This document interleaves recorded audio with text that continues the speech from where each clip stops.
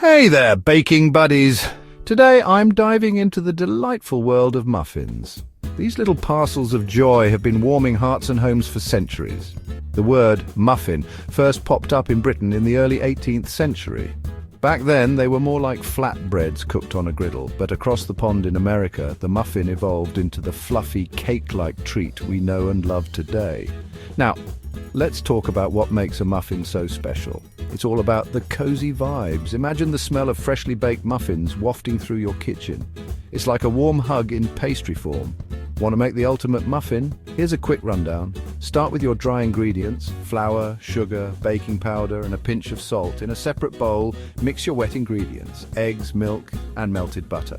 Combine them gently. You don't want to overmix, folks. That's the secret to a light, fluffy muffin. Feeling fancy? Toss in some blueberries, chocolate chips, or nuts.